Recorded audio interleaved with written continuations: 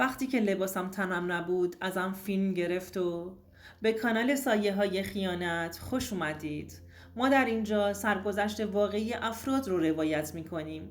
افرادی که مدتها نتونستند اونها رو به زبون بیارند و این کانال به اونها امکان رو میده که تجربیات تلخ زندگی خودشون رو با شما در میون بذارند و ممنون از شما که با شنیدن سرگذشتشون ما رو همراهی میکنید. سروش هستم. 3 بچه بودیم. یه برادر و 2 خواهر. بعد از اینکه پدرم رو از دست دادیم من تازه 21 ساله شده بودم. وقتی به خودم اومدم دیدم کل مسئولیت خونه افتاده روی دوش من. پدرم یه ماشین مدل پایین داشت که باهاش مسافرکشی میکرد. منم که حرفه‌ای بلد نبودم و فقط گواهینامه رانندگی رو داشتم، به ناچار شغل پدرم رو دنبال کردم تا بتونم از عهده مخارج خانواده بر بیام. خواهرای من از من توقعاتی داشتند که باید برطرف میکردم. اگرم یه موقع جواب رد از من میشنیدن میرفتن تو اتاق خودشون و زانوی غم بغل میگرفتن. منم چون طاقت ناراحتیشون رو نداشتم تصمیم گرفتم ساعت کاری خودم رو بیشتر کنم تا بتونم نیازشون رو برطرف کنم. این روال زندگی منو خسته و عصبی کرده بود. مجبور بودم هر روزم رو بیشتر از روز قبل تلاش کنم و دنده بزنم تا درآمد بیشتری رو داشته باشم. تو کل روز فقط 6 ساعت استراحت می کردم و می خوابیدم. از بس کم خوابی داشتم چشام قرمز شده بود و زیرشون کبود کبود. مامانم دلش برام میسوخت، اما چون راه دیگه ای نبود بنده خدا هیچ حرفی نمیزد. کل اعضای خانواده فقط به نیازهای خودشون فکر میکردند و کسی حواسش به خستگی های من نبود. انگار بدنم از ماشین ساخته شده بود. منم تمام تلاشم رو میکردم تا زندگی بهتری داشته باشند و جای خالی پدرم رو احساس نکنند. اما بازم توقعشون بالاتر میرفت. یه شب که مجبور بودم تا آخر وقت کار کنم، تو مسیرم خانومی رو دیدم که حجابش کامل بود. هیچ وقت اون وقت شب خانومی رو سوار نمی کردم. اما چون پوشش این خانوم رو دیدم ترمز زدم و سوارشون کردم بدون اینکه اصلا ازش مسیرشون رو سوال کنم. اونقدر خسته بودم که خودش شروع کرد به صحبت کردن. من فقط تو سکوت بودم. از خودش و زندگیش میگفت. از شدت خستگی قدرت همکلام شدن رو باهاش نداشتم تا اینکه به مقصد اون خانم رسیدیم. وقتی پیاده شد بهم گفت شما هم پیاده شید و تشریف بیارید بالا و یه مقدار استراحت کنید. از چهره‌تون خستگی فریاد میزنه. منم بدون اینکه اصلا به این فکر کنم که آیا کسی تو خونه هست یا نه پیشنهادش رو قبول کردم و پیاده شدم و وارد خونه شدیم. دوستان عزیزم، اگر تا اینجای داستان خوشتون اومد لطفاً این ویدیو رو لایکش کنید. اما کسی رو تو خونه جز خودم و خودش ندیدم. خجالت کشیدم و یه مقدار معذب شدم و گفتم من ازتون عذرخواهی میکنم. فکر میکردم کسی تو خونه باشه که دعوتم کردید. نمیدونستم که تنها هستید. من با اجازهتون میرم. تا اینو گفتم جواب داد نه خواهش میکنم بمونید. بله تنها هستم. سال هاست که تنها هستم و از تنهایی هم خیلی خسته شدم. لطفاً بمونید تا براتون نوشیدنی بیارم. خستگیتون رو در میکنه. ازش تشکر کردم. گفت من لیلا هستم. خونه خودتونه. خواهش میکنم راحت باشید. بفرمایید بنشینید. الان برمیگردم. منم رفتم و روی مبلی گوشه نشستم. بعد از چند دقیقه که گذشت دیدم رفته لباسش رو عوض کرده و با یه لباس کاملا باز و آبی رنگ که جنس لباسش هم از ساتن بود با یه سینی نوشیدنی تو دستش برگشت. اصلا فکر نمی کردم که اون خانومی که تو خیابون با اون حجابش دیده بودم با این سرعت رنگ عوض کنه. بهم گفت بفرمایید از این نوشیدنی بخورید، آرومتون میکنه، سبکبال میشید. اینو گفت و نوشیدنی رو بهم داد و خودش هم کنارم نشست. تو چشام خیره شد و گفت همون لحظه که دیدمت ازت خوشم اومد و دلم نمیخواد که تو رو از دست بدم. مطمئن باش کنارم باشی برات بهترین میشم و همیشه تو اوج نگهت میدارم. از حالت نگاه کردنت به من مطمئنم که کسی تو زندگیت نیست که بخواد بهت عشق بورزه. من و تو مثل هم هستیم. میتونیم کنار هم خوش باشیم و تنهایی های همو پر کنیم. اونقدر لوند حرف میزد که از خود بی خود شده بودم. احساس میکردم تنم گرم شده. نفسهام به شمارش افتاده بود. بعد از اینکه یه مقدار از نوشیدنی رو سر کشیدم حس کردم که دیگه تو حال خودم نیستم. اون شب بهترین شب زندگیم شده بود. شبی که تا اون لحظه لمسش نکرده بودم. شبی که در آرامش کامل به سر می بردم. آرامش فوق‌العاده‌ای داشتم. پیش خودم داشتم به این فکر می کردم که لیلا همون کسی هستش که تو زندگی منتظرش بودم. دیگه کارم این شده بود که بعد از پایان ساعت کاری یک سره می رفتم خونه لیلا اینا و باهاش لحظات خوبی رو سپری می کردم. بعد از یه مدت مامانم کم کم از رفتارام متوجه یه چیزایی شده بود. شروع کرد به گیر دادنهاش که چرا شبها دیر میای خونه. اما من زیاد توجهی نمی کردم. هر دفعه براش یه دلیل می آوردم. اونقدر روزها فکرم درگیر لیلا شده بود که دیگه خودمو از یاد برده بودم. مامانم دیگه متوجه شده بود که شبها وقتی میام خونه نوشیدنی مصرف میکنم. شروع کرد با من بحث کردن که چرا باید به این شکل پشت فرمون بشینی؟ برانندگی کنی؟ منو نگران نکن. پدرت که نیست، حداقل تو دیگه ناراحتی منو بیشتر نکن. در جوابش گفتم مادر من، تو نگران چیزی نباش. من کار اشتباهی نمی کنم که تو رو ناراحت کنم. حواسم هست من باید یه خانواده رو بچرخونم. بنابراین نگران چیزی نباش. اما مامانم دست بردار نبود. به این فکر افتاد که برام یه کاری بکنه تا من سمت اشتباه نرم. یه شب که برگشتم خونه مامانم بهم گفت سروش جان، تو الان دیگه 22 سالت شده. دلم میخواد ازدواج کنی و سر و سامون بگیری. دلم میخواد تا زنده هستم نوه‌هام رو در آغوش بگیرم. از این حرف مامانم شوکه شده بودم. اولا من اصلا برای ازدواج و زندگی مشترک آمادگی نداشتم. دوما چطور میتونستم لیلا رو بذارم کنار؟ کسی که منو از تنهایی در آورد و منو به آرامش رسوند.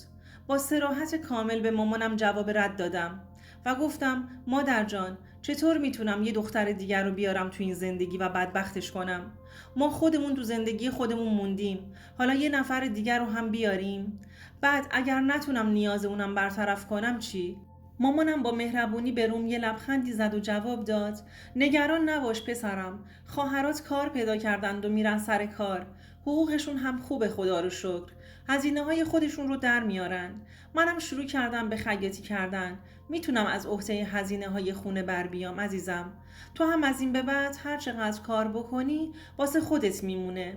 پس میتونی ازدواج کنی و تشکیل خانواده بدی. راستش یه دختری رو زیر سر دارم. میخوام اگر تو رضایت بدی برم خواستگاریش.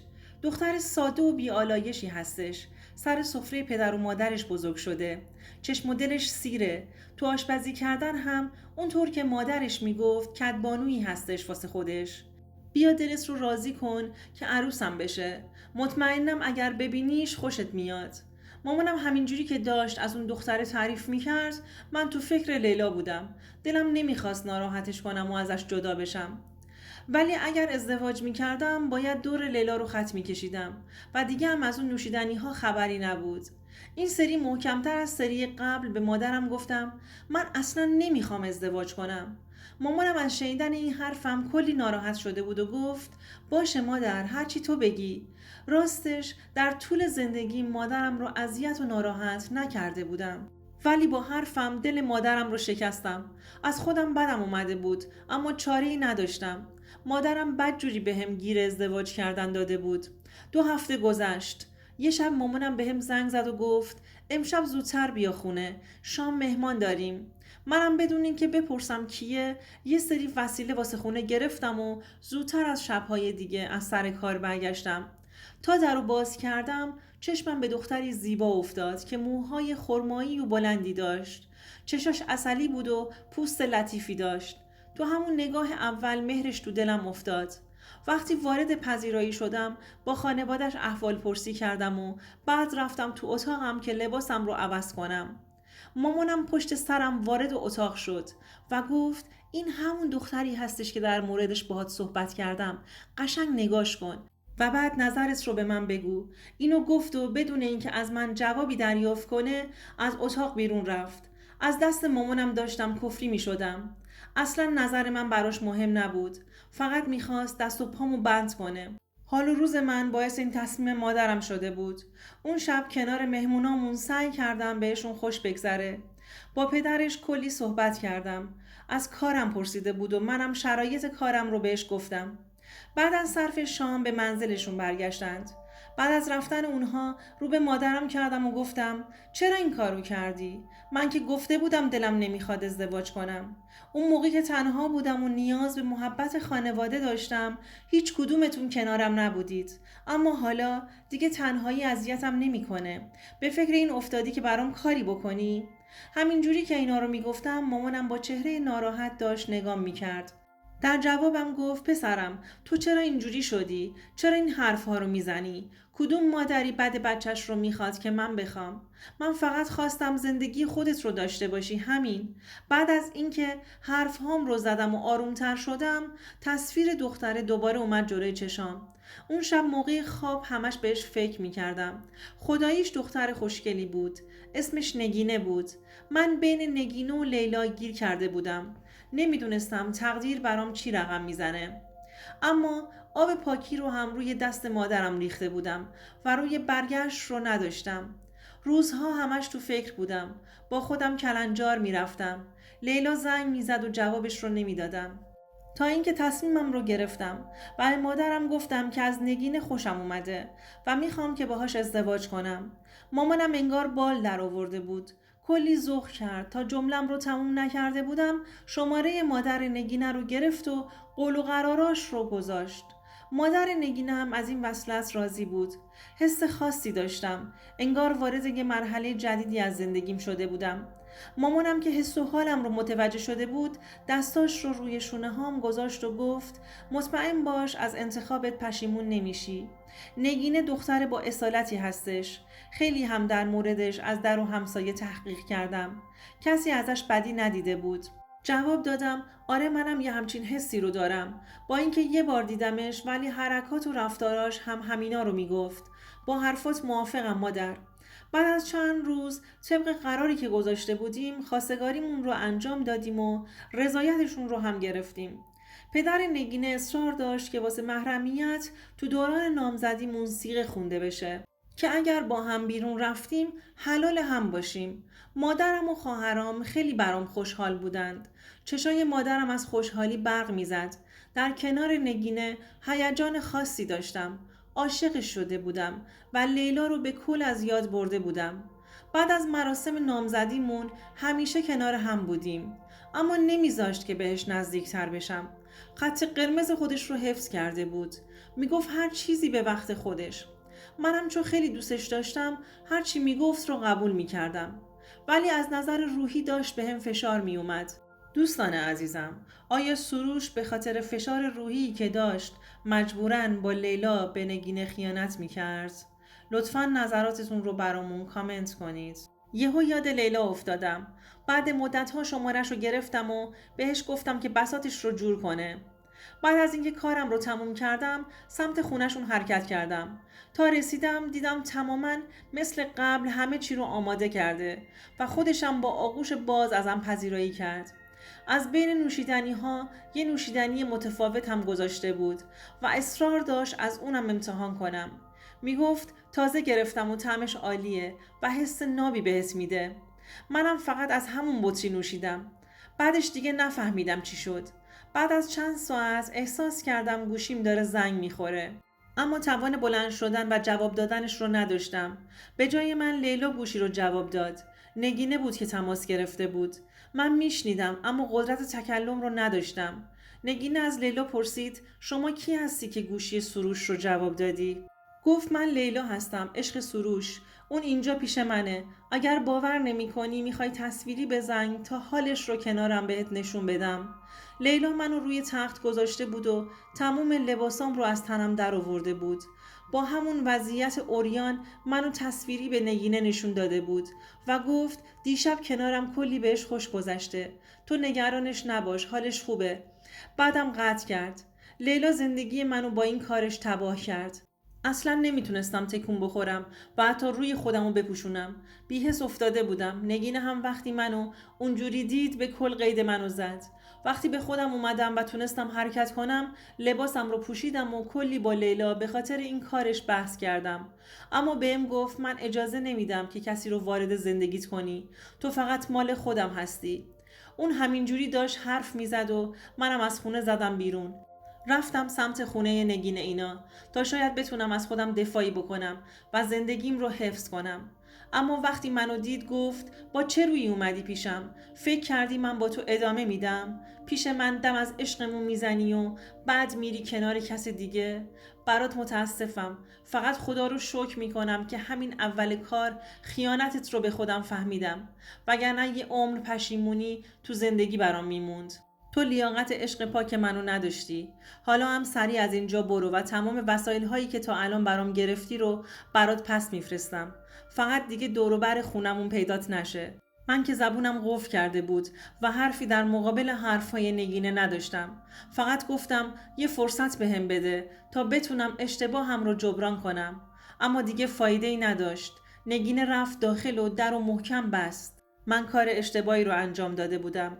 از یه طرف نمیدونستم جواب مادرم رو چی بدم. از طرف دیگه هم عاشق نگینه بودم و نمیدونستم چجوری با این قضیه کنار بیام. از لیلا هم بابت این کارش بدم اومده بود. مطمئن بودم که از زندگیم حذفش میکنم. ولی ای کاش نمیرفتم و این اتفاقات نمیافتاد. خیلی دلم میخواد نگینه رو به زندگیم برگردونم. اما چجوری؟ لطفاً راهنمایی کنید.